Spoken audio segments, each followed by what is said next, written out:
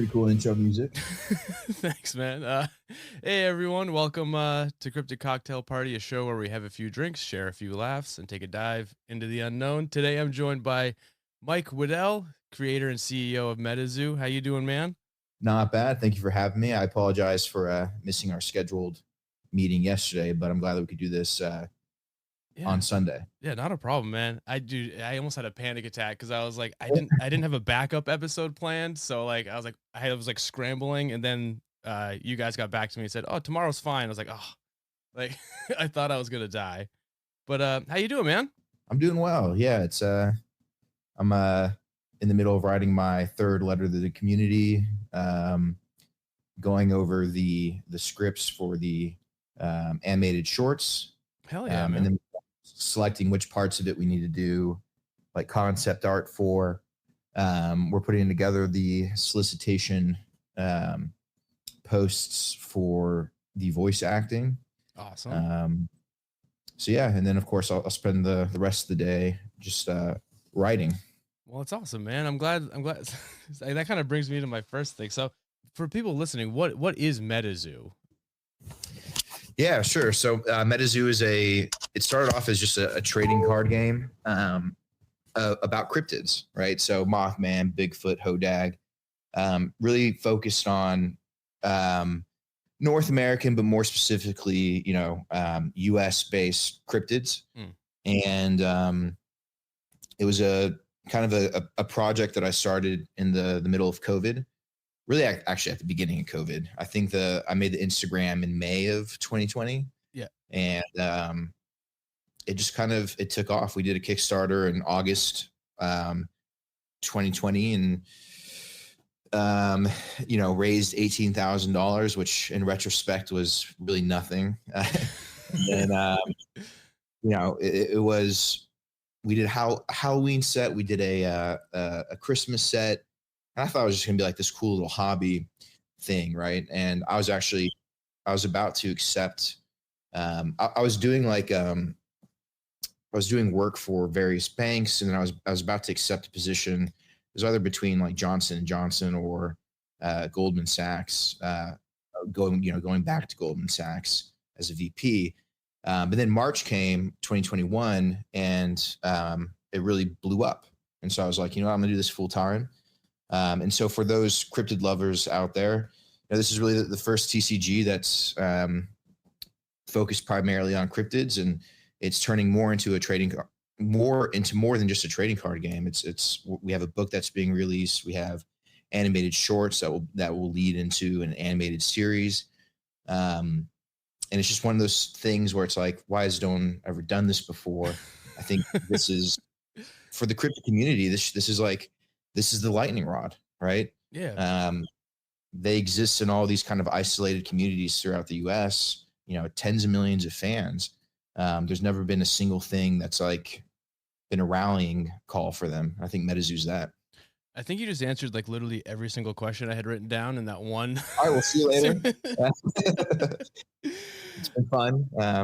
I've enjoyed it. So, yeah, no, it was great. No, but so what made you decide to choose cryptids? Like, was that like something you grew up with, like as a kid? I know I've watched like a bunch of interviews with you trying to like get to know you as a person before you came on. I know that you grew up in Brazil from like 7 to 18 or something like that. Yeah, like, yeah. So like were cryptids like big for you? I know you weren't in America to like live in a place where they might be, but I'm sure Brazil has their own. So what was the idea behind doing cryptids? Like, did you love them? Yeah, Brazil has, it's a very Catholic country, but it's also a country that saw a lot of mixing with the indigenous population. And so we had this religion / culture called candomblé, which is kind of this, you had the idea of worshiping kind of these local deities in the same way in Catholicism, you worship saints, right? Yeah. And so you have like a bunch of these creatures and spirits, and it's actually almost more reminiscent to what you see with like forest gods, mountain gods, river gods in like Japan, right? Yeah. That are part of that yokai subculture. And so, cryptids are different. My obviously I knew what Bigfoot was growing up. I knew what, Chupacabra was, but really my first encounter was Mothman Prophecies that came out in like 2003, 2004. Right, who doesn't love a good Richard Gere movie? Yeah, it's a very good looking dude, right? And it scared the ever living crap out of me, right? Because I grew up Catholic, but it was the first time because I looked it up. The internet back then was kind of crummy, but I was able to look up, that it was actually a true story. And so for me, it was this weird thing where it was like, all right, this isn't like heaven or hell. It's not even a ghost. It's not really an alien. It's like some sort of interdimensional thing, right?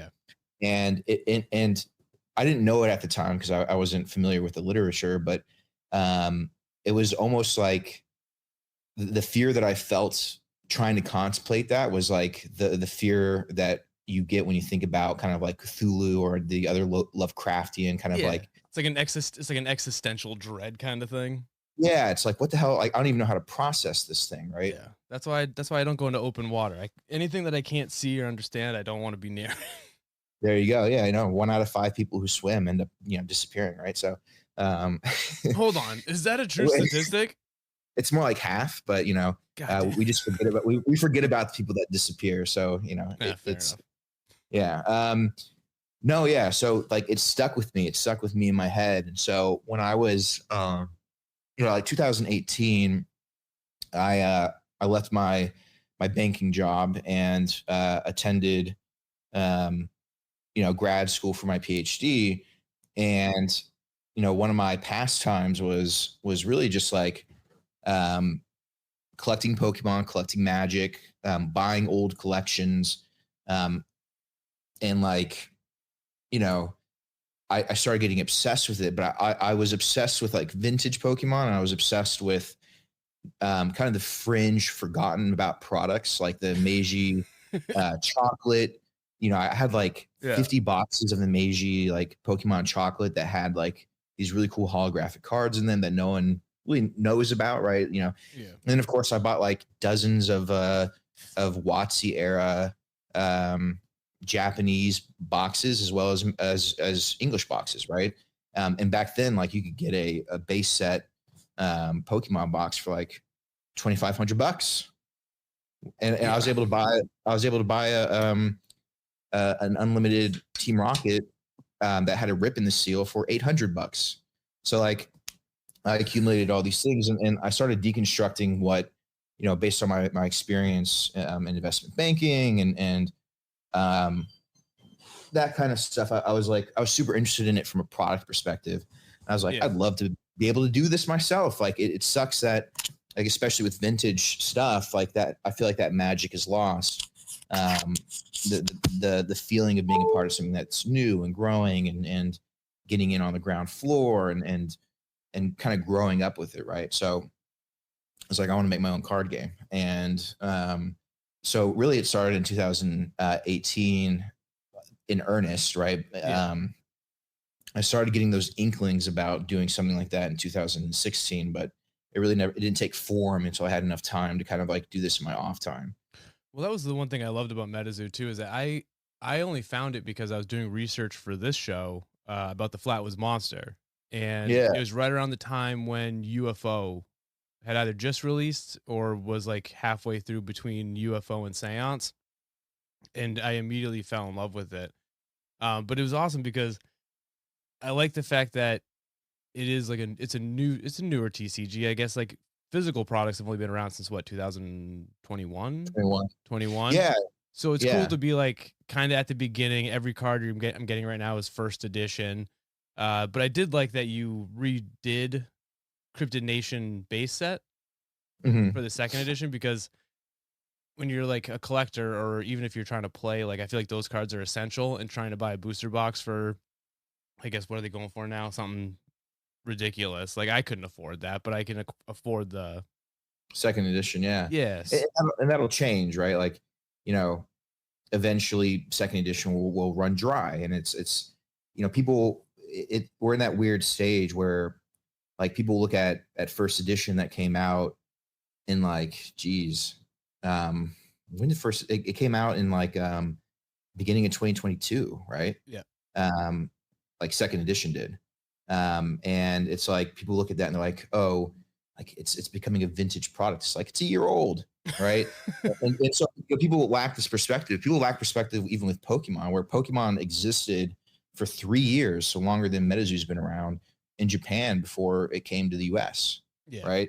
And they it's kind of like that 24-hour news cycle thing where everything goes really fast, and like MetaZoo started the Kickstarter era, but now the Kickstarter era is done with, right? And it's like, and all these things have happened, and it's like it's been 2 years. Like we're not even in that third year where we kind of really go global. We're pre-IP. The book hasn't come out, the show hasn't come out, the video game hasn't come out, but it's all coming out this year. And so like we're right at that point where we're going to hit critical mass. And if you want to compare it to Pokemon, it's like we're in that WotC era in Japan where they've released the first few sets, and people are viewing kind of that release within the context of the current fandom, not what the fandom will be like 10 years from now. So it's interesting. Like, and this probably better than most MetaZoo fans. The cryptid community is huge. Yeah. And it's ravenous, right? And so, the other thing that we really haven't tapped into, and I think you're a testament to that, you only found this stuff, midway between UFO and seance. The cryptid community really isn't aware of MetaZoo yet. Yeah. And things like the water tower being at Loveland Festival and doing the Hodag stuff and Flatwoods and going to all these different festivals and holding MetaZoo events there, and showing them the power of the community and kind of inviting them in. That's the start of that, and that happens this year as well. I don't even know why I wrote these questions down again, because you just answered again. I was gonna say, did you you guys have been hitting the cryptid circuit, like the festival circuit, pretty hard? Even in the beginning, you were doing Moth Man Festival and stuff like that. But yeah, you just did the water tower at Loveland, which was the inaugural Loveland Festival. But yeah, like you said, do you find that going to these cryptid fests, like they got Mothman coming up, stuff like that, that cryptid fans like are kind of gravitating towards MetaZoo? Like it's interesting, right? Because, and this is going to sound like a convoluted answer, but when we go to these festivals, they're filled with other creatives who are starting their own businesses, right? Yeah. And they want a part of that cryptid pie, so to speak. I think the vast majority of cryptid fans aren't really activated yet, in the sense that like they might be a fan of watching a Discovery Channel thing on like a local cryptid. They might be a fan of Supernatural and watching the Wendigo episode. Yeah. They might even like X-Files, right? But they're not going to conventions necessarily to discover a new trading card game, discover like new things, or buy like Snallygaster, Snallygaster whiskey, right? Oh, see, like they're there for the wrong reasons then, because I would only go, like, I would love to go to Mothman Fest. I would love to go to all these, but the only reason I'd go is for like the vendors, like the art. Like I already know, like people that go to those festivals already know the history and the lore mostly of the cryptid they're going to. So to me, it's more like a state fair or something like that. You go, you check out the vendors, the food, what's new, what's not. Yeah, and I think that's only like 5% of the cryptid community. I think the other 95% are passive fans. And I think they're passive fans because they haven't been given something legitimately big and cohesive and inviting to kind of latch onto and become a part of. Yeah. Right. And I think that MetaZoo could be that larger cultural movement where you do have that kid that's watching the Bigfoot special want to go out and buy a Bigfoot trading card. Right. Yeah. And that's because, a MetaZoo, that particular Bigfoot show is sponsored by MetaZoo, right? And so we've seen adoption from a lot of cryptid fans among the vendors who are in many ways actually kind of competing with MetaZoo, if you think about it. Yeah. But because you don't have critical mass of kind of those more passive cryptid fans attending these festivals, because they're more passive fans than active ones, we are still by and large unknown to the cryptid community, which is interesting to think about. Yeah, that's why I wonder how many people discovered MetaZoo the same way I did, like trying to find information about a cryptid and then just like stumbled upon, because like Flatwoods Monster is my favorite cryptid alien story just because it's so fucking like Mhm. wild and out there. Weird. Like I wonder how many people like looked up like I don't know, like the Enfield monster and just like came across like the Enfield monster card. Yeah, and we're in this weird position where, for a lot of these cryptids, we are really the first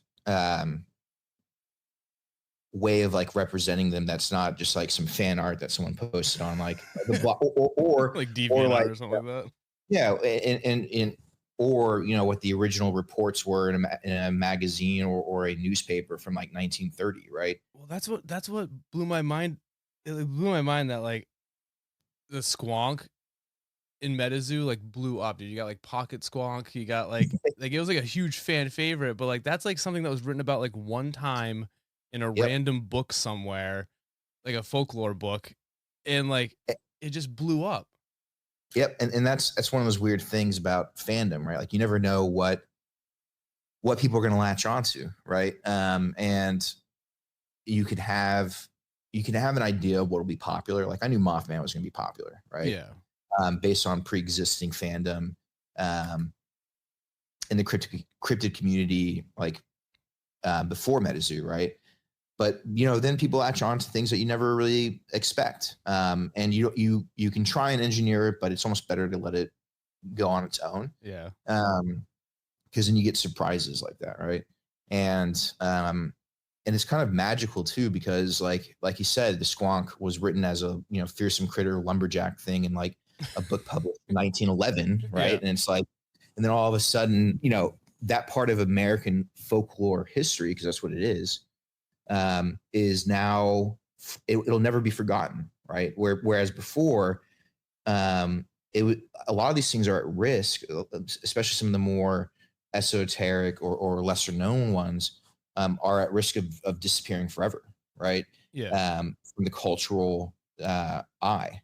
Like those books will always be there, but like Who's no looking one, for them? yeah, no one gave a shit about Squonk before MetaZoo. You know what I'm saying? Yeah. Like, and so we can kind of do that, and then what comes with that, especially with local cryptids, is we have more and more festivals popping up.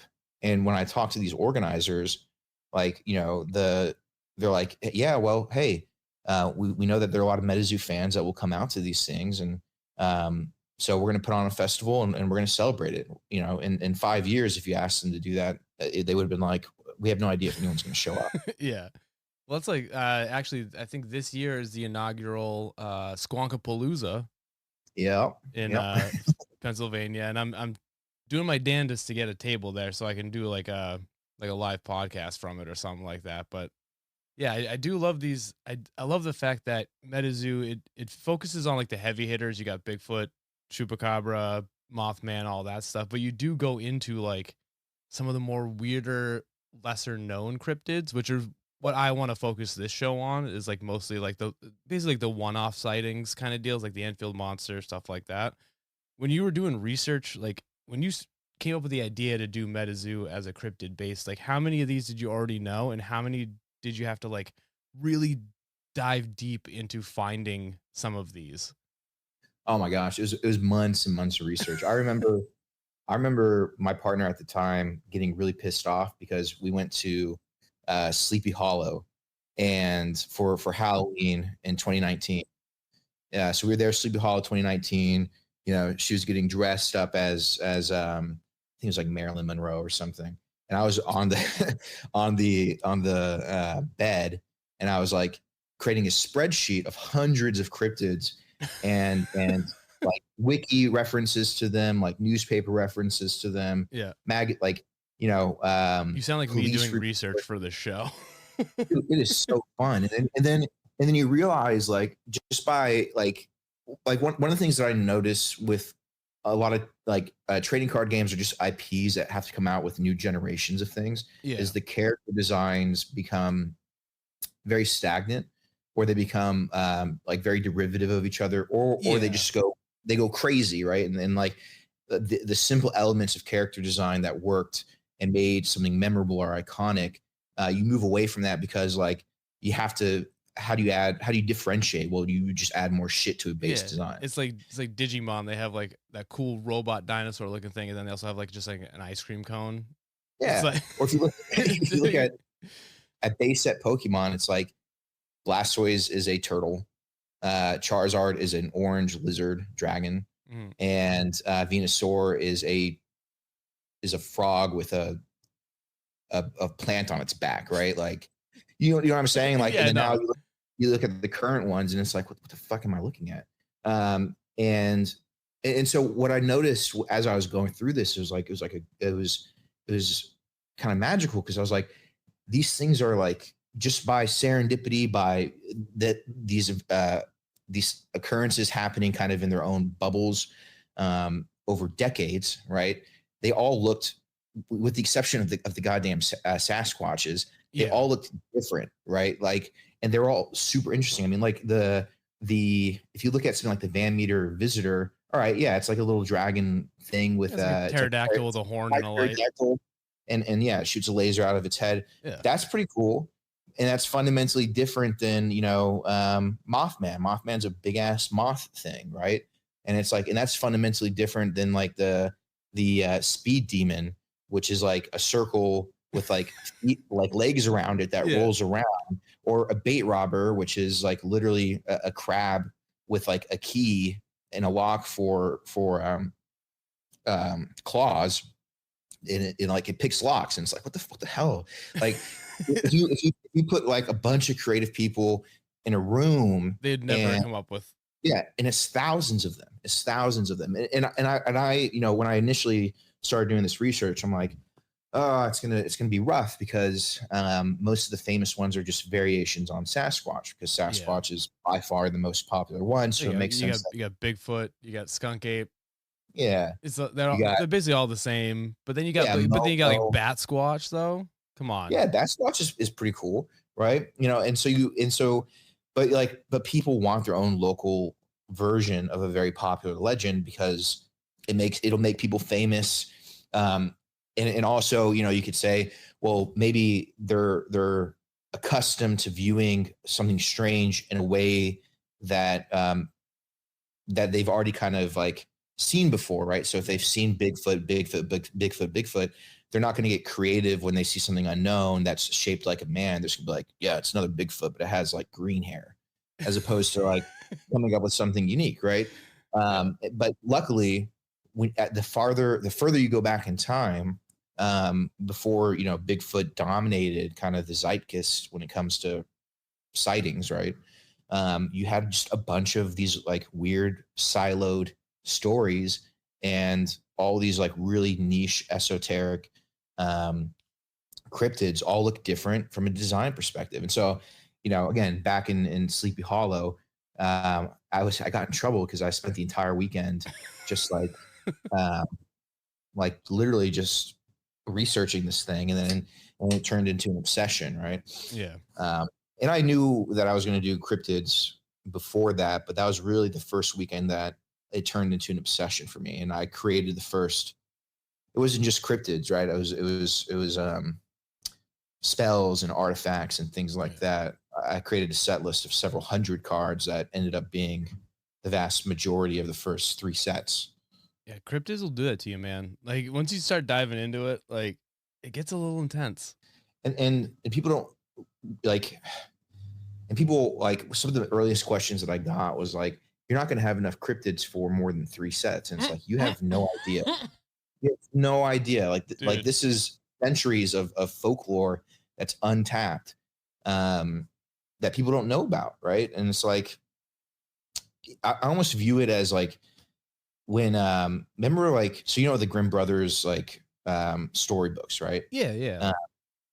And the reason they did that is because you had a bunch of Prussian principalities, like dozens of them, and they all had kind of like these little siloed urban legends and stories and myths and fairy tales, and the Grimm brothers were like, let's go around and collect these things. Like, history changes, these stories are being lost and they resurface, and sometimes they disappear forever. So let's go around and collect them, right? Yeah. And And I think it may have been an edict, or it may have been directed by some government, but I'm not sure, right? Um, but this is very similar. It's like Yeah. no one really, with very few exceptions, no one's gone around and created. Now there are some excellent resources online. I don't want to belittle those, right? Yeah. But no one's gone I think to the extent that MetaZoo has, to collect these things, put them under one single umbrella, and be like, this is American folklore. Yeah. And by the time that we finish the block Cryptid Nation, we move on to Yokai Island, and we have two more sets. Well, really, yeah, two more sets, right? We have Yeah. no, three more sets. We have Native, War, Yeah. and then SCP. But I would say War is a rehash of everything else. Native and the SCP is like based on the SCP stuff, right? And then so Native is really the last time that you're going to see new cryptids introduced. Yeah. But that'll be. So we've had base set, we've had Nightfall, Wilderness, UFO, Seance, and Native. That's 6 sets. And hundreds of cryptids that have been covered. So, it's primarily 99% of these cryptids are American cryptids. No, I love the fact that you feel that way about the cryptids, saying that it is American folklore, and that a lot of these that you have in the set, you are bringing them to light to people that would never have heard of them. Like, people might have gotten it as because of Moth Man, Bigfoot, Chupacabra, but now they're finding out all these other things, and it's good that these stories are being told. And that's actually why, like, I kind of promote my podcast more to the MetaZoo community than the cryptid community, because I feel like a lot of these cryptids they love playing them, but they might not know the story behind them. I'm sure your fucking social media team must hate me because I tag you guys in almost every single fucking post, even if it has Oh, nothing. we love it. Please do. But like, it's just like, if you're as passionate about cryptids as I am, and if you're playing a game based off cryptids, you should probably know the story and the lore behind them.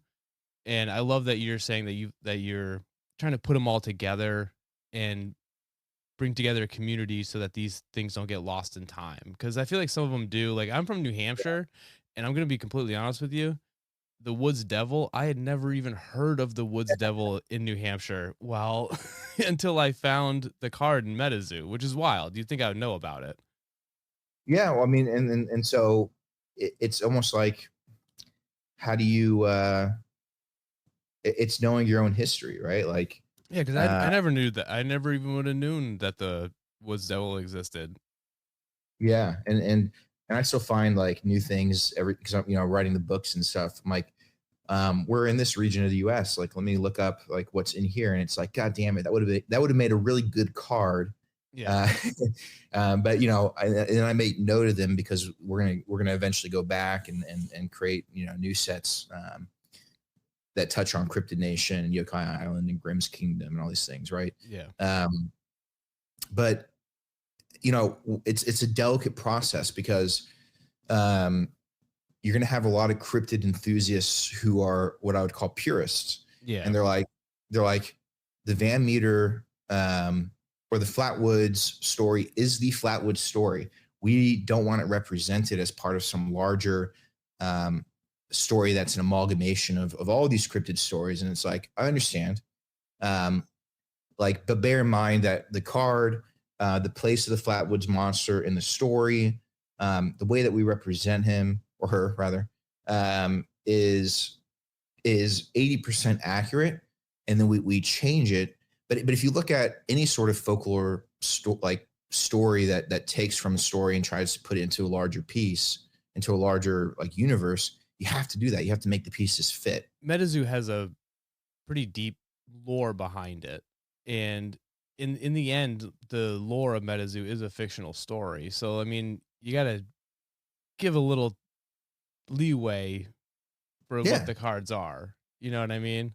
And it's all well intentioned, right? Like, we're not appropriating these histories. We are adding them to a larger collective to enhance them so that they are greater than the sum of their total, right? Yeah. Of their individual parts, and giving them a spotlight where again they haven't had that opportunity. And so it's kind of like, again, looking at Lord of the Rings when he revitalized certain parts of dying, kind of parts of European mythos or folklore.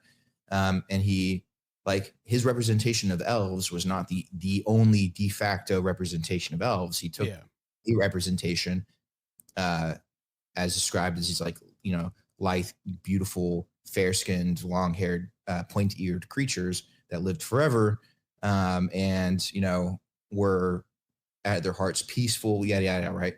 And he put them in the story, and then of course molded that clay to the shape of the story in a way that made sense, but they were still identifiably elves, right? Yeah. And no one, and kind of like with MetaZoo becoming the de facto representation of a lot of these more niche cryptids, when a lot of people think of elves, even when they're in creation mode, they don't reference the earliest stories of elves. They reference Tolkien's elves, Yeah. right? And so MetaZoo, if and when the lore aspect of books go viral and they spread and whatnot, like MetaZoo's version of Mothman will be maybe the de facto idea of Mothman when people think about Mothman, right? Yeah. We have the most consistent representation of Mothman. His role in our story is what it is. But then what's really cool is if you want to dive deeper into the basis of that lore, like there are like millions of sources on it. Yeah. And so I don't view it as appropriation. I view it as a starting point for a real fan. It's like a jumping off point for people who want to learn more about not just the lore of MetaZoo, but also for like the lore of the actual cryptid that is being represented. Exactly. Yeah. And if you look at, like, I think the one of the few original ideas that Tolkien had was like the Urukai, right? Which is like a mixture of elf with like corrupted man or whatever, Yeah. right? It was like, but then like elves, orcs, goblins, dragons, dwarves, and then of course hobbits. But the idea of little people were well known by then, right? Yeah. And so, mixing existing lore or existing folklore with some completely original elements, like the underlying story from MetaZoo, is like it's again, it's enhancing. It's not taking away. No, I agree with that. So, goddamn, you're answering all my questions before I can ask. I did I can want. shut up. No, it's fine. I wanted to know, like, so when you were doing research on cryptids and figuring out like the cards and all that stuff, like, how did you choose which ones you're gonna do and which ones you're gonna put to the side? Yeah. So it's an interesting process. And it's hard, right? Because so like originally the Cryptid Nation was supposed to be one set, and then the second set was supposed to be Yokai Island, and then the third set was supposed to be Grimm's Kingdom. But it became there's so many cryptids and so many things that I wanted to do. I was like this has to be a whole block of sets, right? Yeah.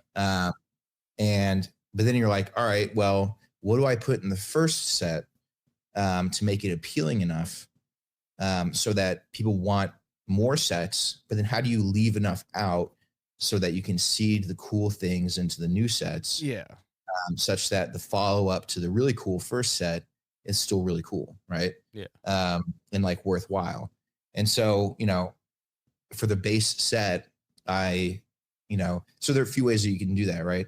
For the base set, you obviously choose a bunch of really cool ones. You got to get the heavy hitters right up. Not all of them, but you got to get the good ones right in there. And then you rehash some of those heavy hitters in following sets that are like thematic to them, right? So you have Mothman show up in Nightfall. You have Flatwoods Monster show up in UFO, even though they showed up in the base set, right? Yeah. And same with Piazza Bird and Native and all these things, right? And so and then I was like, okay, so like how do you define a heavy hitter in MetaZoo? Do you base it off of what's popular now? If you do that, the entire set's can be Sasquatches, right? Or I can look at them and I can say Piazza Bird is a chimera dragon type thing that breathes fire, and that's pretty cool, and that we could probably make it look similar to a fire breathing dragon, That's, and then say like, oh, well, that's kind of like, hey, that's a very Charizard looking card. And then you can look at Mothman and you say, that's very, very different looking than Piazza Bird, but it's just as cool, right? Yeah.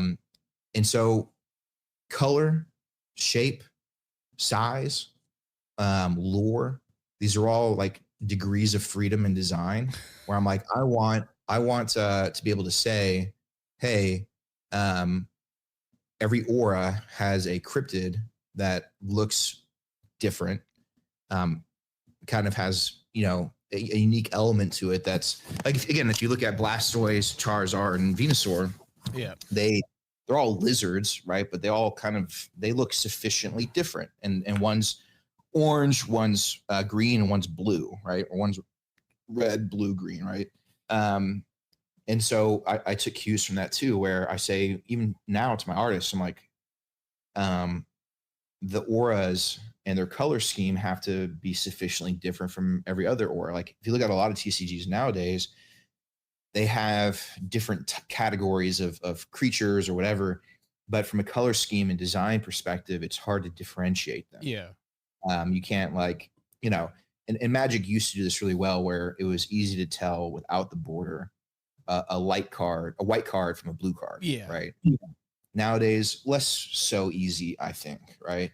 And I would say with Pokemon, it's very difficult if you take away the border nowadays to determine whether or not, if you don't know the Pokemon. Yeah. They're all over the place. Yeah. And so for me, like my litmus test to determine whether or not an art does justice to the aura that it's in is if I take away the border, can I still identify what aura it's from, right? And so again, it's that balance between having the designs be sufficiently different, so we're not looking at just a bunch of Sasquatches, and then of course, but then it's hard, right? Because you choose quote unquote heavy hitters.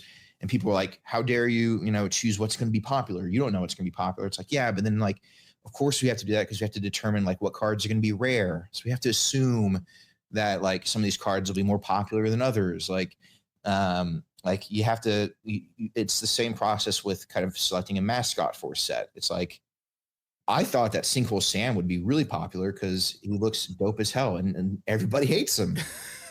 I had no idea that Squawk would be popular, and everybody, I thought that he was just like one of the grossest, fearsome critters. But people love him. Well, he's the most he's the most relatable cryptid if you really think about it. Oh yeah, no, for sure. Every time my phone screen goes black, I'm like, there you go, Squawk. Yeah. It's like that Netflix meme where it's like, when it asks if you're still watching, you catch your reflection. Like that is the Squonk in all of us right there. Yeah. But then I knew like Loveland Frogman would be semi-popular. I thought Beastabusco would be a bit more popular, but no one likes him. The Loveland Frogman though, like depicted as described in the actual lore of it, I don't think it would be as popular as it is now. Right. I mean, yeah, the image that you find when you look up, Loveland Frogman is literally a JPEG of a frog on a bridge, upright with a staff in its hand. Yeah, it's nightmare. Like, it's all around bad. Yeah. So with that one, I'm like, okay, so it has a staff that's supposedly shot off sparks. So I told Kelsey, make it a wizard frog. And she's like, say less. And then you have things like Cumberland Dragon, where it's I was like, man, like why aren't there more dragons in the US, right? There are actually quite a few, but like this one, like the Cumberland Dragon was described as a furry. It was described as an iguana type lizard with like white hair, right?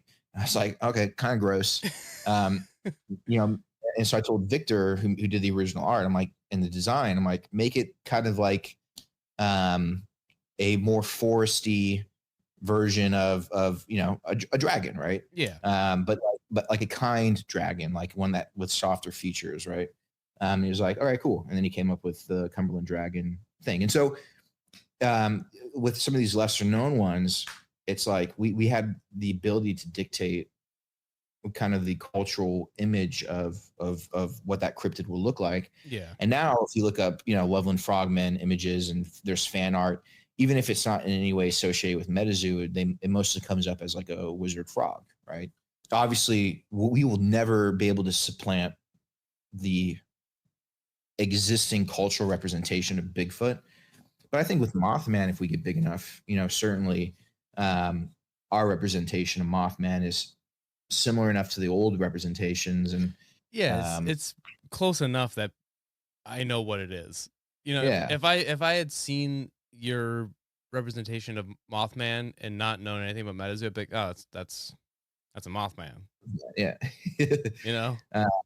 yeah, no, for sure. So, and kind of like there's a benefit to that, and then there's a bad aspect to that. The benefit of it is, it is easier to bring in Mothman fans into MetaZoo because they can identify Mothman as being Mothman. The flip side of that is because it's so similar, it may not be uniquely MetaZoo enough to stand on its own, where someone views it and says, okay, that's Mothman, but they don't instantly recognize it as MetaZoo's Mothman. Yeah. So, it's, in business, 101, you learn about there's a benefit to being like so ubiquitous that like when people say tissue, they think about something that a piece of paper that you use to blow your nose with. But the tissue is actually a brand name, right? It's like Band-Aid.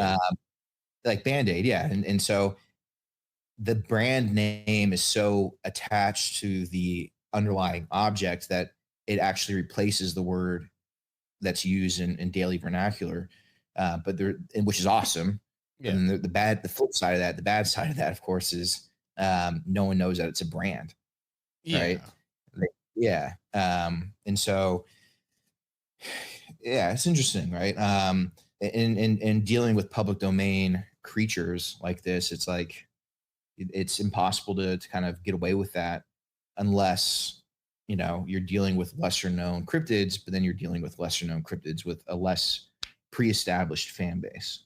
Can I just say how smart it was to go public domain cryptids for like that is hands down, like as a business and also like just like financial decision to go like brilliant. I applaud you for it. It was a battle for a long time in like 2018, 2019. I was like, I want to be able to say that I'm creative enough to come up with my own IP, but like, why would anyone ever care? Yeah. And then I started doing some research, and really, it started off with just looking at public domain characters in general. And then it turned, and then I found kind of a yokai that was listed. I think it was Basan, which is like a fire breathing chicken. And some of the earliest cards that I made at home, it wasn't Mothman, it was this fire breathing chicken. And then I was like, all right, so I got into the yokai hole, and then I was like, well, yokai are really no different than like Bigfoot, right? And so I looked at like what category Bigfoot fell under, and it was like, all right, cryptozoology, and then that's how that cascade happened. And I was like, it makes sense. It's a lot less arrogant for me to assume that I can create this IP. I mean, I think MetaZoo wouldn't exist in the TCG Kickstarter era, wouldn't have existed had I assumed that I could create this IP without tapping into a pre-existing fandom, right? Which is that's a smart idea. It took a kind of, it was a shot to the ego to be like, I really want to be the creator of something original, but I'll take the ability to create an original collection of them, right? Yeah. A representation of them. And I'm glad that I was able to kind of swallow my ego on that, because otherwise, it would still just be a few posts on Reddit, talking about the cool game of blobs that I wanted to create or some shit like that. Do you take into consideration like the lore of the creatures when deciding like its attacks, its health, damage, like that sort of stuff, like when you're creating the cards? Yes. In fact, it's like our mantra in R&D, where it's like I have to like beat it into them, right? Because they're like, we were not game pieces, like we're not even like chess as like game pieces, their moves and their mobility across the board reflects kind of the power of the underlying royalty status of the pieces, right? Of the Yeah. characters. So like a king, a queen can like a pawn can only move forward one, it can only attack diagonally. A horse can do the L shape jump. It can jump over pieces. Yeah. And the king kind of like it can only move in a certain way because like it's in like the rook and it's fascinating, right? But then you look at like checkers and it's like every piece is the same, right? Unless you get to the other side and you can queen it, right? Yeah. And so my mantra is like we're not checkers. Like these creatures exist in the world, for a lot of people, and so their abilities should reflect kind of the lore in an important way, right? So Mothman literally has a prophecy-based move that's associated with it. And like Beast of Busco, like it has kind of like a Hungry Hippos thing associated with it. And that ties into the fourth wall effects of MetaZoo really well, where it's like the real world impacts the cards because these cards exist in the real world, right? Yeah. And vice versa, the cards impact, like it's meant to be a story that we're telling. And that gets lost in translation sometimes in R&D and play testing, where we have a certain goal for a set and the pieces all have to have synergy with each other and they have to have synergy with other sets. And sometimes it's easier just to have like a card that has a certain function that is needed. But then it's like, all right, we have, that's like the baseline functionality of the card. Now we have to add a little bit extra, like, Yeah. And so we're almost like we have double the task of a lot of other TCGs where, and you look at like Pokemon cards and they'll have like Beedrill, and Beedrill will have an attack like Horn Drill, and Makes then sense. they'll have but then they'll have like another attack that is clearly just a game function that's meant to be associated or drive the meta in a certain way. Yeah, like And then tackle or something like that. Like just yeah. And then you have like, but then you also have some Pokemon cards where like a Meowth, for instance, will have like a payday related move that has some sort of like that move and its function in the game actually reflects the fact that you're dealing with this cat that has coins associated with it, right? That's like really, really base level though. Like we go above and beyond with some of these MetaZoo character cards where it's like the functionality is a reflection of the lore. yeah. And sometimes it's more obvious than others. And sometimes it's like you really have to dig into the lore in order to find it. But if it's not obvious, if like I've had it, there's been some difficulties in playtesting where a card will change because they're looking at it merely as a game piece and the lore will be lost. And I'll be like, I know the lore of this cryptid. I know what the card does. I can't connect the lore to the functionality of the card in any way. That's bad, right? Like we need to do better than that.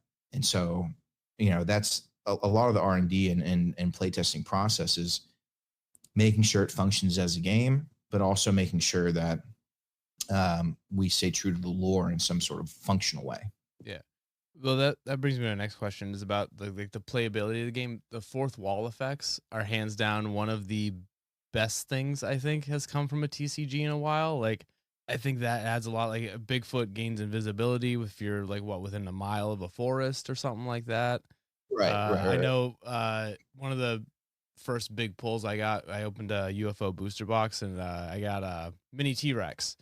And one of his fourth wall effects is if you're wearing a cowboy hat, like you gain something. Like those added effects make the game so much more than a game, I feel like. Because if I don't play regularly or enough to even be competitive, but if I walk into a room and a bunch of people wearing cowboy hats, like, oh, I know exactly what's going on. Like that addition makes it so much better to me. I think it adds more of a personal like touch to it. Exactly. And and it allows people to express their weird side. And like I know people that run decks that allow them to wear certain things to events because that's what they like to wear, right? Yeah. It allows them to connect to the game in a way that you can't really get with other TCGs. And so it's one of the it is undoubtedly the biggest innovation of MetaZoo. It's also the biggest sticking point that people look at and they're like, this makes it unplayable. And it's like, no, you just have to be creative enough. Plus the ease of playing MetaZoo, like getting into it. Like I feel like entry level, like you don't have to know a lot of like about TCGs to be able to play MetaZoo from the beginning. You know what I mean? Like it's very simple to start, but the ability to go from like just a basic, like if I bought like a spell book that was pre-made, I could easily play it, but the ability to like the ceiling of, I don't know how to describe what I'm trying to say. You probably know what I'm trying to say. Like Yeah, intricacy of what you can do with a deck with MetaZoo is wild. you can teach a so again going back to chess, you can teach a 4-year-old how to play chess. And so the entry level to chess is really really really really low, Yeah. but the ceiling on it, on the complexity, is like infinite. And that's good game design, right? Like, and I would say there are a lot of TCGs out there where the entry is really low, but the ceiling is also kind of low. Yeah. And then you have things like MTG where it's like, I would say the entry level is a bit more advanced and the ceiling is a bit more advanced. And then you have other games like Yu-Gi-Oh where it's interesting. Like the entry level is weird because the meta, it's almost like with Yu-Gi-Oh, you have to have been playing for years in order to hop in. And Yeah. that's because the meta of the cards is so, the meta of like a new set release is so responsive to what's happened in years prior that if you can't trail that history to why a card has a certain function that it has, then like it's hard to integrate it and synergize it with the rest of your deck. And that's why like a lot of games have like set rotations and things like that where cards from older sets are no longer viable in competitive play or legal Yeah. in competitive play. And that's also, it's also easier for R&D because they can say like, all right, I have this universe of cards that pre-exist that I have to take into account when making new cards. And that makes it easier to avoid combos of cards that can break the game, right? Yeah. And so we haven't gotten that quite yet with MetaZoo, where because every card that's ever been printed is legal. We haven't gotten to the point where it's too much of a task for the playtesters or R&D to consider all the different combos of cards. Obviously, that's like impossible. But like, no one's broken the game yet. Yeah. And one of my other mantras in R&D and playtesting is like, try and break the game. And when you're playtesting it, use all sorts of cards from other sets. And Yeah. when we're creating new cards, synergize with other sets as well, not just within the set that we're creating. And that creates value for older sets because people will be like, oh, wow, this set that came out, or this card that came out in native 6 sets later synergizes really well with this card that came out in Cryptid Nation a few years ago. Let me go open up a Cryptid Nation box and see if I can pull this card, right? But as we move into Yokai Island and things like that, there will be a moment where we miss something, right? Yeah. It's inevitable with as many cards and as many sets as we're releasing. Eventually, we will hit the spot where we miss something, and then we'll have to respond accordingly. But my goal is that the response is never, okay, just ban this card, right? My response is like, what can we release in an upcoming promo set or an upcoming set that balances this in a way that no longer makes it broken, right? So yeah, like that's and we saw like with Caster's Cup last year, we had these pseudo environments, which were, these beautiful environments that kind of dictated what fourth wall elements you were playing in. And because of that, I assumed that people would, in this blitz format, that they'd be forced to create decks that took advantage of those fourth wall effects. But there were so many meta driving decks that were powerful enough that some people just ignored the pseudo environment entirely and still won. Yeah. Right. And so going into the towers, I'm like, okay, the towers are pseudo environments, but we're multiplying the fourth wall effects by 3. And so now, even if we didn't have the restriction on the number of aura specific cards that you could have in a deck, like a minimum of 60 water cards for the water tower, right? It would still behoove you to play water cards as opposed to running a Quetzal card and dominating with a lightning deck. Yeah. But to go back to like the playability of the game, the one thing I liked about MetaZoo too is that the texts for like your attacks and like your abilities and stuff like that was so easy to read compared to. So I was into Magic back when I was in high school, and then I got back into it probably around, I don't know, 2018 ish, and that's a big jump from like 2006 2005 to go 13 years without playing a game and collecting it and going back into it. And so much had changed that like they were basically, it's the most convoluted wording of the most simplest things. And you guys spell it out on your cards. You know what I mean? Like it makes it so much easier. And so when I got back into it, I jumped into like Magic, Facebook groups and stuff like that. And the amount of gatekeeping and like assholery in those communities, I think it's because it's a TCG that's been around for so long. Like the only responses I would get asking for clarification would be like, just like, get good, fucking nerd. You know what I mean? And it's like, the one thing I love about MetaZoo is that I hopped into it. I say late, but I mean, in reality, I'm only, a year and a half late.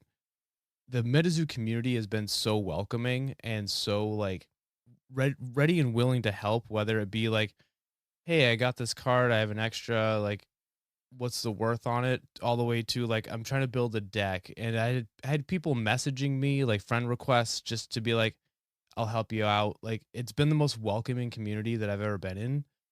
And as far as TCGs go, and it's amazing that you were able to like create that. This isn't really a question. I guess I'm just rambling at this point. Yeah. But I just want to say thanks, man. Like you helped build a community around a product that I don't feel like I'm being ostracized from for not knowing anything about. Does that make sense? Yeah, and it has a lot to do with, I think, the fact that the community was and remains so involved with the growth process, right? Mm. We're not some big ass company that's like, you know, when we get feedback, like our play testers are fans, right? Like, and a lot of our employees were initially fans as well that, had a certain skill set that we brought on. And so like, it's always been a very collaborative community, and we've all kind of gotten to this point together. That being said, but like, the toxicity is like impossible to avoid, and it's an industry wide problem, not just in card games, but like in collectibles in general. Yeah. Right. Like, and and I talk about this stuff with like the heads of collectibles based companies that are worth billions of dollars. Like, and I'll be sitting down and like and talk to them about like, hey, so like you're the biggest printer of sports cards in the world. Like, how do you deal with toxicity in your your fandom and your client base? And it's just the way that it is. And I don't know. I would almost like, I hate to say that like it's inevitable, especially since there are like already like really, really toxic parts of the community. Yeah. I don't know. I think the toxicity comes more from, it depends on whether you're a player of the game or just a collector. You know what I Sure. mean? Like the players of the games, at least like in Magic and like Pokemon and stuff like that, the players, the people that really appreciate the property and what's going on, they're the ones that are the most helpful, and they're the ones that will guide you to where you need to be. The collectors in both Magic and Pokemon, they're just there for, they want to buy up all the stock, resell it at a fucking price that no one can afford, just because they can. You know what I mean? The toxicity comes, I feel like, from those people. But with MetaZoo, I feel like both collectors and players, they both so far have been pretty amazing to communicate with. Yeah, and I think that it's a that those toxic elements are there, but they're very like they're much smaller percentage. Oh, They also happen to be like, there really are. Sorry to cut you off, but like, yeah, so I think you guys reached out to me for this interview like a month ago, maybe less than that. And as soon as I got like the okay to interview you, I went to like a couple Facebook groups and be like, hey, is there any questions they want to ask? Like, what should I ask him about? Blah, blah, blah. And as soon as someone posted anything negative, everyone jumped in and just like fuck you, dude. Like he's not gonna ask that question. Like, you know what I mean? Like, why would he do that? You know what I mean? Like there are some bad actors, but I feel like they're just more pissed off by like, I don't even know, dude. Like it's just nonsense bullshit that like no one cares about. Like, and everyone yeah, called them out for it. Like the community's there behind you. You know what I mean? yeah, and you know, there's it's so interesting because people they experience something like MetaZoo in so many different ways, right? Like Yeah. you have players, you have collectors, you have people who are investors, you have people who are um, for those different categories. They are on either the crazy spectrum of like they're diehard collectors, diehard players, diehard investors, or they're super passive collectors, super passive players, or you know passive investors, or some combination of them, right? Yeah. And so you know, I don't know. And it's interesting to see that kind of develop. Um, I'm excited for this year a new type of fandom to come out, which is like based on the lore and the IP, right? So Yeah. people who, you know, they're not collectors necessarily, or players or investors. They just love the MetaZoo story, and they love the book. They love the animated show. They love the video game, Yeah. and that's and it each of these things are fine, right? Like they exist because MetaZoo is complex enough for those different types of fandoms to exist, right? Um, and there's a place for all of them. But then you have people who are just like, um, Shit they've made it their talkers. job. They made it their job for years to just like they. It's like, and I, man, I experienced this when I was like launching MetaZoo. I had people who hated the fact that I was trying to start a TCG. They hated it. They're like, a new TCG hasn't been made in 20 years. That's like taken off. Like, But you're that's like better that's off. so gatekeepy though. Like I it know, but doesn't dude, matter. Like, I'm telling you, I had the marketing head. I reached out in 2020 to the marketing head of a major of the major game board and game reviewing forum. I think it's called Board Game Geek, yeah. right? Um, and I was like, I want to pay you like I want the $2,500 package to advertise the Kickstarter, the very first Kickstarter on your website, right? And he turned down my money and he says, the game is never going to work, um, and I'm not going to take your money out of respect to the users on the forum. I don't want to. Basically, he didn't want to spam them, and I'm like, okay.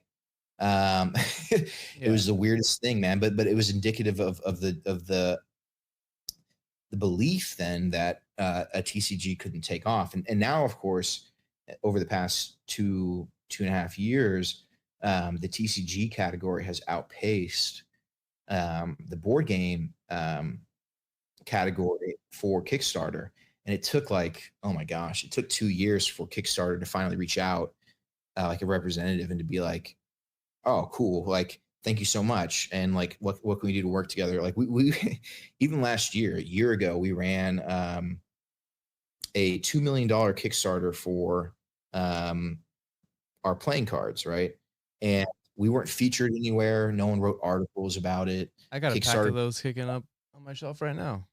yeah, and it's like we were the one. I think we were like in the top 10 Kickstarters running at that time, that month, and like there's no feature, there was no like, and then you look at all the other top 10 ones, and like Kickstarter was doing like media press like posts about it, and they were doing interviews and stuff like that. And so even among the crowdfunding community, especially among the crowdfunding community, even at the top level, Yeah. even after MetaZoo's success, there's still this like weird cultural belief that oh, it's not going to work out. Like, even though it's worked out, like Yeah. even if MetaZoo like tomorrow just disappears, there's no doubt, like there's no way to contend with the fact that we've been a massive success. No, you guys definitely made a cultural impact in the TCG community as well as like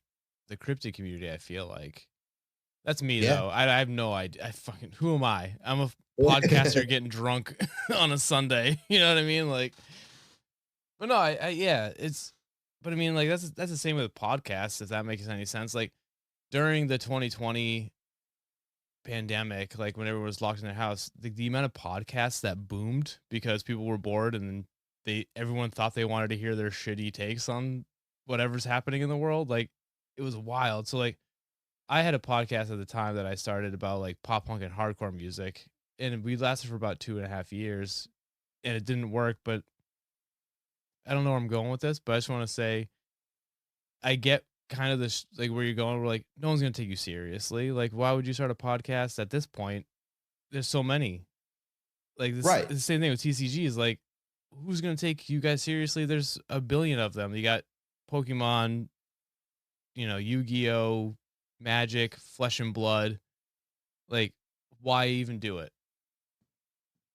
And at the time, Flesh and Blood was like, it wasn't a Kickstarter based one, but it was like, it was just booming and stuff like that. And it was like, and people, I even had like people who were interested in MetaZoo, and they're like, Flesh and Blood is like a lightning in a bottle event, like it'll never happen again. And the MetaZoo outpaced it, and it was like, it's so weird. Like last year we did 50 million in revenue, which is like half of what the annual revenue was for Tops, like the largest, other than Pokemon, like the largest printer of cards like in the world, right? Yeah. And it's like, but like I haven't been invited on CNBC to discuss this thing. Like, it did make news when we sent the first trading card game into space. Like, no, so we've been fighting this like cultural perception of new TCGs, and we're still fighting it. Yeah. I saw a Twitter post yesterday about MetaZoo where it was like, yeah, MetaZoo will never be like a TCG. It's just a pump and dump because it was started by some white dude in his garage. And it's like, man, like, where have you been for the past 2.5 years? Like we're a legit company, you know? First of all, every business ever has been started by a white dude in his garage. Is that not? You got Amazon with every startup has been some person in their garage, like, yeah, like making it work, right? And it's like, and it's like, I don't know, it's weird. We're fighting that to this day, and I feel like even when the show and the book and the video game and all these things come out, maybe then, once we hit critical mass, maybe then it won't matter as much. But because we're still operating primarily among TCG fans, yeah. they have this idea in their head that it has to be started by a major company. See, it has to be like a Wizards of the Coast game for anyone to take it seriously. Yeah, and it's like, but then if you look at Wizards of the Coast, I mean, if you look at Magic the Gathering, it was literally started by some dude in his garage. Yeah, but also right? Wizards of the Coast is fucking everything up for D&D, so they can get fucked, I guess. Like even Pokemon was like, yeah, we're bouncing. We're gonna just do our own shit. Yeah. Yeah, I don't know. Not to talk shit about Wizard of the Coast. I appreciate the things they've done, but also they're a bunch of assholes. But maybe it's Hasbro. I don't know. Yeah, I don't know nearly enough about that to comment on it, but I do know that with the moves that we're making this year will hopefully establish us as a larger IP and kind of break away from that cultural perception. Yeah. But in order to do that, we have to become more than TCG, and that's where I think the larger cryptid community can kind of, if we can mobilize them and activate them as fans, then but we just have to be super clever, and we've been clever so far. We just have to continue to do that. Well, you guys have been you've been doing a lot of collabs with a lot of people. You had the rugs, you had Yeah, the Dimmock, skateboards. Yeah, Revive skateboards, all that stuff. Actually, I have a few suggestions if you want to hear my sure. collab suggestions. Yeah. All right, so I think you should collab with a brewery and come up with Meta Brew. Ooh. Yeah. Zubru. Bruzu. Zubru. I think The issue with I think Meta Brew is. I think but see, the issue with Meta is like I came up with that name before the whole NFT stuff. Yeah. So if anyone sees Meta Brew, they're going to associate it with like the NFT bro culture. See, And so I think, all right. yeah. So so I'm gonna be honest with you. I noticed MetaZoo back in like 2020, 2021, and I saw the word meta and my immediate thought was Mark Zuckerberg. Yeah. And I had no idea what MetaZoo was even about. And I saw meta and I was like, nah, dude, I'm good. Yeah. Yeah. So we were battling that too. But I think with NFTs kind of falling or becoming less relevant or less associated with the word meta, right? Yeah. I think what we're going to see is that kind of cultural perception shift in terms of like when people see MetaZoo, they don't necessarily associate it with the metaverse. Yeah. Just because of cultural shifts, right? And that's not to say that NFTs are necessarily bad, but we do have a lot of people who I think would love MetaZoo, who saw Meta, saw that we did do some NFTs, Yeah. and we're like, oh yeah, it's just an NFT thing, right? But it's so much more than that, right? Yeah. Well, I mean, NFTs are bad for the environment, kinda, right? Isn't that? I think I read that somewhere. I have no idea. So there are a bunch of arguments going for or against that. Like they're but I'm not gonna I'm not educated enough to talk on that. Neither am I, so we should probably just move on. But it's kind of like, all right, so if we did do a beer, right, then it's like, well, how many people die of alcoholism or alcohol related things a year? And it's like, are you supporting that? And it's like, you can't win, right? Like, I mean, I'm from New Hampshire where we don't believe in there's no seatbelt law or helmet law for motorcycles, so I was whatever. All right, so Meta Brew I think is one. I think that's a good one. The other one was a line of aquariums like for the home called MetaZoo. No? Okay. All right. I like aquariums. All right. The other one was you remember the zebra striped gum? Yeah, yeah. All right. So MetaZoo themed gum called MetaChew. We're actually gonna work with Tops on some of that because Tops actually owns like Bazooka. Question. Oh, yeah. Wait. Yeah. Are you gonna do the old school like TMNT booster packs that had the stick of gum in them? So don't tell me you're gonna do it. So interestingly enough, we are doing something with TMNT. Wait, what? And we're going to be announcing that relatively soon. Well, I think you just did. I think you just did. Well, it's still in the works though. But it's based on a series of collaborations that MetaZoo will be doing in conjunction with a new company called Moth Man Collectibles that I'm starting. It's a printing company. So it's printing as far as what, like t-shirts? No, so it's we have this amazing printer that we all but own, and we're approaching other IPs and other big artists and stuff like that. And we're saying, hey, like, let's print cards with you. And if you want to associate it with MetaZoo, we can do that as well. So they're going to be, it should be interesting. And we've already kind of nailed down some major collaborations for that. And so it'll be an interesting way of feeding in new or pre-existing IP in a new way into the MetaZoo universe, and kind of like activating that fan base in the same way that doing Revive activated the skateboard community into being fans of MetaZoo, and vice versa, right? Yeah. So it's like, you know, in terms of collaborations, there's a bunch of stuff that we can do. But what are your other suggestions? My other collaboration was hook up with a cheese company Mm. and do FetaZoo. Ooh, that'd be interesting. A cheese company. Yeah, like we haven't even tapped into Don't do that. Don't please do not write that down. No, but we haven't even tapped into, like, on the beer note, on the cheese note, like the whole collaborating with like restaurants and things like that. Bro, like I think Meta Brew would be actually really good. Like if you gave me like a fucking like a Wendigo pale ale, or like a Flatwoods Monster Pilsner or something. You know what I mean? Like obviously don't name it that, because those are dumb names. Yeah, but you know what I mean? Like, yeah, no, it's definitely been on our radar, and we've talked to a few companies about it. But I think if we were to doing it with like a local brewery and there are already cryptid related breweries, or like beer brands that we could collaborate with. Well, where I'm from in New Hampshire, 603 Brewery, they already have a Woods Devil, like stuff like that.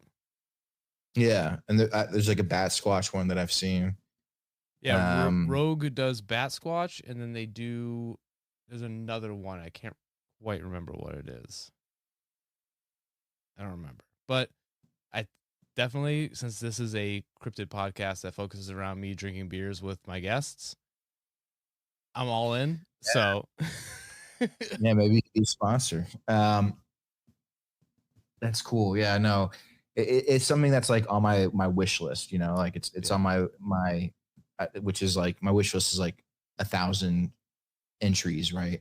Of like things that, you know, I want to do with MetaZoo in terms of collaborations. But yeah, no, these are all good ideas. See, I don't know if they're all good ideas. Yeah, the FetaZoo, you know, we might have to table that one, but I also don't think WetaZoo with the aquariums is a good one, but you know, what is it? Yeah. All right, man. Well, we're coming up almost an hour and a half, so I guess we should probably talk about like you got a new set coming out. Yeah. A new set, native. So I guess this is probably a heavy question right off the bat, but so with native, I assume it's going to be mostly like First Nations, Native American, like it's going to be that kind of lore going into this set, right? Right. So I guess my question to you is, how did you navigate doing native while also being respectful to the culture that it exists? Like as far as like cryptids go, like they're pretty localized. Like Moth Man is West Virginia. Same thing with Flatwoods Monster. Sasquatch, Bigfoot is more like Northwest American. But with like Native American culture and lore, it's not so much a story that someone told one time when they saw the Metal Man of Folkville. How did you navigate doing native while like being respectful to the culture that it represents? Because even with like the Wendigo, like you've featured Native American lore in your stories before with like the Wendigo, even if it's not like the most accurate description of the Wendigo. How did you navigate this set to make sure that you weren't basically alienating a whole fan base, if that makes sense? And you know, to your point, we've had like even some like Walking Salmon base set is from the Lakota tribe, and so we've had like cryptids and other creatures or entities associated with indigenous populations throughout all of our sets, right? You can't really escape. but like for this set specifically, you know, we had indigenous artists involved, and that's gonna be a big part of kind of the gala. We're gonna be auctioning off some of those pieces for the foundation, um, in support of, you know, indigenous charities and things like that. And then we also we spoke with different tribal leaders and experts. Our artist Afton actually went and worked with some indigenous artists to make sure that she could use um, different types of inks and pigments that were derived from um, plants and different herbs that were like relevant to their culture. That's awesome. And so, yeah. And so like, look, there's always going to be like, even with like cryptids, we've gotten backlash because if you look at like Moth Man, it's associated with a story where a bunch of people died. And a lot of those people have living relatives. Right. Yeah. And so, you know, and here we are putting him in a card game and, you know, making a bunch of stickers of him. And you know, it's very sensitive no matter what you do, because these stories and these creatures exist in the real world. And if we only selected cryptids or creatures or entities that didn't have some sort of dark background to them,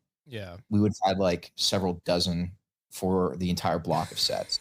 You know what I'm saying? Like, Yeah. and so there has to be some, not hand waving, but some, there has to be some sort of like allowance creatively where we say, Well, yeah. we're dealing with heavy things. Let's be respectful, and let's tell the story as accurately as we can. Going back to what we were saying before, while still making it part of this larger universe. Yeah. And the only exception to those things really are you know, the fearsome critters, like even like the fearsome critters, which you might think are like the most innocuous stories that you can possibly tell, are like they're really associated with the deaths and disappearances of like lumberjacks during the lumberjack era of the late 1800s, early 1900s. And they were told as like campfire, you know, tales of warning, like basically don't go out at night if you're too drunk in the forest alone, right? Like the hide behind was literally something that would hide behind trees and then attack, kill like lumberjacks. And now there's so much distance between that thing, that those stories and those people that died, that now we can kind of look at the hide behind and be like, haha, isn't it cute? It's like a little stick figure thing. and you know, but it's I view it, and that's like kind of the negative way of viewing it. The positive way of viewing it is like what we already discussed, which is a lot of these indigenous stories are dying on the vine. And you only have to look at their languages and how every year you have languages that die out because they no longer have people practicing them, that are related somehow to the deep cultural history of the Americas, and the old cultures that used to exist here. And so, you know, and I've seen this debate happen on the Discord where two people from Puerto Rico were discussing a native character that we spoiled. And one person was like, you know, this is a deity, my religion. And, you know, I'm not sure like if this is respectful. And you had another person who was also part of that religion saying like, there are like dozens of us who worship this deity, or, you know, find importance of it in it, and like no one's telling the story except for MetaZoo. And this is a way of bringing cultural awareness to something that is otherwise disappearing. And that, you know, it goes back to us doing this with cryptids, right? And how a lot of these cryptids were disappearing as well, and we're giving them a second chance. And that sounds like a very noble way of representing something that, but like, you know, at the end of the day, like, again, if we didn't do that, if we didn't do any of this, then like MetaZoo wouldn't exist. So it's like, I think that you have to take the riskier elements of it, or like the more sensitive elements with it, and say we're doing enough good to warrant that. And I think that we are, especially with how we're giving back to these cultures as well. No, yeah. No. So you brought up that you're gonna be doing the MetaZoo Gala Yeah. for Native, and you're gonna be auctioning off the like. So I want to talk about the MetaZoo Foundation. You Mhm. guys are doing a lot of work with for autism, disabled vets, that kind of stuff. Is it like is it one of those things where like can we find a place to donate money to the MetaZoo Foundation or Not yet. It'll be like event specific things. okay. And that's just because we want to tailor that experience and make sure that people know that, like, hey, within this 1 hour period where we sold $50,000 worth of cards for autism, like that $50,000 is like what the foundation made in the fall, and that's like what we donated to. Yeah. Like it's easier to keep things above board if you, at least from a public perception standpoint, if you tie money raising to very specific big events than just having something that people can donate to passively on like a website. Gotcha. Um, That makes and that, sense. Don't you don't want to make it look like a money laundering scheme or anything like yeah, that. exactly. Yeah, no, and that might change in the future where the foundation becomes really big, and but I'm also like, what we also want to do is add a bunch of different cryptid related museums and other other representations and efforts of these local communities to preserve cryptid history. Like we want the foundation money to go to that as well. Gotcha. And so like the Bigfoot Museum, the Museum of Paranormal and Cryptozoology. In Portland? There's yeah, in Portland, and then there's also Flatwoods Monster Museum. There's Yeah. like all these different museums that struggle to get by, and like the MetaZoo Foundation can be a way of giving them the support that they need from the largest cryptid community in the world, right? Cryptid fan community in the world, which is MetaZoo. No, that's awesome, Um, man. yeah, Oh, that's great. Well, I'm kind of out of questions now. I guess we're coming up on an hour and a half. yeah. I don't know how much more time you got. I probably have to hop off in like 5 minutes. 5 minutes? All right. Well, how about this? Do you have any questions for me? Yeah, I think not questions, but I think that you wanting to tailor your podcast to MetaZoo fans makes sense. But I think you should, if possible, maybe you should be the podcast that's the bridge between the larger cryptid community and the MetaZoo community. That's what I'm trying to Uh, do. I'm trying to yeah, be that. yeah, I think that'd be cool. I'm Um, trying to. 'Cause I feel like we all fell in love with these cryptids or beasties, as they're called in the MetaZoo community. But I feel like a lot of people in the MetaZoo community don't know the stories behind what they're playing as. You know what I mean? yeah, Like that's why when you guys did the water towers, the Loveland Frogman, I scrambled to get a Loveland Frogman episode out. You know what I mean? I feel like if you're in love with these creatures as much as I am, you should know the lore behind them. exactly. And I think that's what I'm trying to do.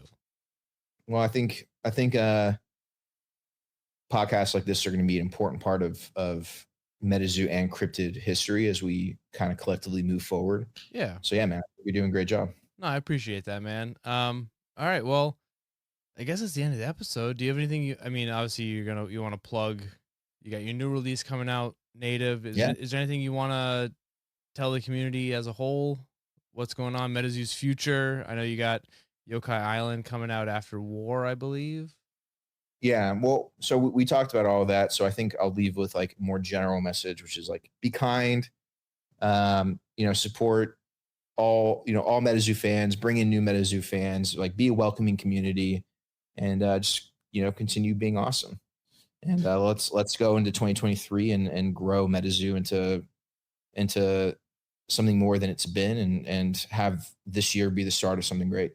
Oh, I love that, man. That's a good message. All right. Well, thank you so much for listening, everyone. Thank you again to Mike for hopping on with me. Thanks for Uh, having. let's see. Please leave a rating and review on Apple, Spotify, wherever you can. Also, if you are a MetaZoo collector and you need your cards graded, we did partner with AGS, which also it seems like everyone else has because you can just do that. But if you want your cards graded, you can get 35% off. I'll leave a link below. Not below. This isn't YouTube. I'll leave a link in the episode description for where to do that. You get 35% off. I do get a commission from that because why else would I be promoting it? And then let's see. I think that's pretty much it. Follow us on Instagram at Cryptid Cocktail, Twitter, Cryptid Cocktail. And with that, thank you so much.